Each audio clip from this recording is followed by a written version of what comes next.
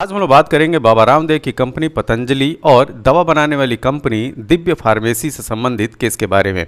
बाबा रामदेव का जो केस चल रहा है सुप्रीम कोर्ट में, वह गलत और भ्रामक प्रचार फैलाने को लेकर है। ठीक है, जैसा कि हम जानते हैं कि ड्रग एंड कॉस्मेटिक एक्ट की धारा 170 के तहत भ्रामक प्रचार फैलाना जो है एक कानूनन अपराध है। तो इसी केस में सुनवाई करते हुए सुप्रीम कोर्ट ने जो कुछ इनको हिदायत दी है, इनको दिशा निर्देश दिए हैं। ठीक, तो वो बातें क्या हैं, सब कुछ हम जानेंगे इस मामले में।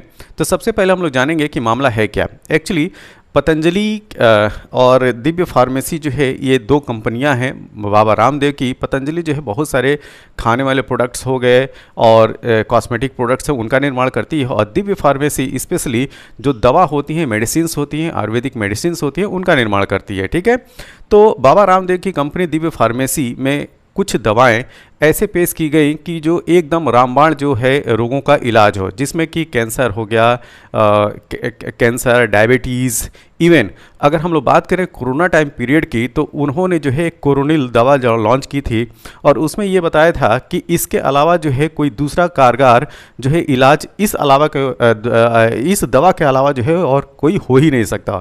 और यहाँ तक इन्होंने बात की कि ये जो कोरोनिल दवा है इसको WHO भी प्रमाणित करता है कि यह कोरोना की एकमात्र दवा है। ठीक, लेकिन WHO ने जो है यह बात अपने वेबसाइट पे एकदम साफ कर दिया कि हमने ऐसी कोई बात कोरोनिल को लेके नहीं कही है। ठीक, तो बाबा रामदेव जो है इस तरह के भ्रामक और झूठे प्रचार जो है वो करते रहे हैं अपने प्रोडक्ट्स के बारे में, और उसी को लेकर जो है सुप्रीम कोर्ट ने जो है ये मामला जो है वो चलाया हुआ है। ठीक है, तो और एक साथ एक बात और है कि इन्होंने जो एलोपैथिक मेडिसिन्स हैं उनको जो है वो सबसे मतलब कि बेकार बोला है और फालतू की चीज़ बोला है कि एलोपैथिक जो दवाइयाँ हैं वो कारगर नहीं होती है। तो इसके एवज में जो इंडियन मेडिकल एसोसिएशन है उसने जो है उनके ऊपर केस फाइल किया था। तो अब वर्तमान में जो है वो सुप्रीम कोर्ट का क्या कहना है, तो सुप्रीम कोर्ट ने ये कहा है कि आप जो है एक जो है माफ़ीनामा जो है वो प्रस्तुत करें, और माफ़ीनामे में क्या होगा कि जिस तरीके से आप बड़े बड़े होर्डिंग और बड़े बड़े जो है वो एडवर्टाइजमेंट करते हैं अपने प्रोडक्ट्स को, तो उसी तरीके से आप माफ़ी भी जो हैं वो बड़े बड़े जिस तरीके से आपके ऐड हुआ करते थे उसी ऐड की तरीके से जो है आप माफ़ी का भी कि हमसे जो है वो गलती हुई है और हम जो है वो क्षमा प्रार्थी, इस तरह की बातें जो है आप लिखेंगे और उसका जो है वो ऐड करेंगे। ठीक, तो उसी संदर्भ में कल 22 अप्रैल था, तो 22 अप्रैल को पतंजलि की तरफ से ये कहा गया है कि हमने जो है 67 अखबारों में, ठीक 67 अखबारों में जो है हमने ये ऐड निकाला है जिसमें हमने माफ़ी मांगी है। ठीक, तो अब बात ये आती है कि आज 23 अप्रैल है, आज सुप्रीम कोर्ट ने ये कहा कि जो आपने माफ़ीनामा उसमें जो है लिखा है, ठीक है, तो क्या ऐसा तो नहीं कि छोटे शब्दों में लिख दिया हो जिसको जो है माइक्रोस्कोप से देखने की ज़रूरत पड़े। तो जो सुप्रीम कोर्ट का स्टेटमेंट है वो थोड़ा सा आप देख लीजिए। ठीक है, सुप्रीम कोर्ट ने ये बोला कि सुप्रीम कोर्ट ने पूछा कि साइज विज्ञापन जैसा है क्या, मतलब कि जिस तरीके से बड़े बड़े विज्ञापन छापते हैं अपने प्रोडक्ट को प्रचारित करने के लिए, तो क्या जो माफ़ी मांगा गया है उसके लिए जो विज्ञापन दिया गया है, ठीक एडवर्टाइजमेंट दिया गया है, उसका साइज जो है वो पहले के जो विज्ञापन हुआ करते थे इनके प्रोडक्ट्स के उसी साइज़ का है कि, या ऐसा तो नहीं है कि माइक्रोस्कोप से तो नहीं पढ़ना पड़ेगा, मतलब कि ऐसा तो नहीं कि आपने छोटे छोटे जो है वो शब्दों में लिख दिया है कि हाँ जो है हमसे गलती हो गई, हम माफ़ी मांगते हो। ठीक, कहीं साइड में जो है वो साइड में जो है इधर कहीं पे लिख दिया गया है जिसको जो है वो जो भी व्यूअर्स हैं या जो जनता है उसको पढ़ ही ना पाए। ठीक, तो इस तरह की बात जो है वो सुप्रीम कोर्ट ने कहा है, और ये भी कहा है कि आप जो 22 अप्रैल को 67 अखबारों में आप कह रहे हैं कि हमने जो है यह जो है बात छापी है कि हम जो है माफ़ी मांग रहे हैं, तो उसकी कटिंग जो है आप सुप्रीम कोर्ट में पेश करेंगे। तो ये जो है इस तरह की बात जो है वो काफ़ी जो है वो सोचनी है। अब ये भी हम बात कर दें कि इस केस को जो डील करने वाले मतलब कि जो जस्टिस हैं सुप्रीम कोर्ट के, वो कौन हैं, ये हैं जस्टिस हिमा कोहली और जस्टिस अहसानुद्दीन अमनुल्लाह। ठीक है, तो अहसानुद्दीन अमनुल्लाह और जस्टिस हिमा कोहली जो है इस केस को देख रहे हैं, और जो दिव्य फार्मेसी कंपनी है बाबा रामदेव की, उसको उन्होंने बड़े आड़ों हाथे लिया है। ठीक है, तो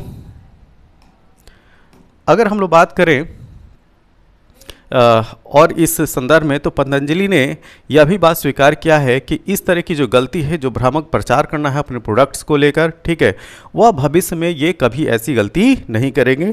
इस तरह का भी जो है स्टेटमेंट पतंजलि के द्वारा जो है वो जारी किया गया। क्या भविष्य में हम कभी भी ऐसी गलती नहीं दोहराएंगे, इस तरीके की बात।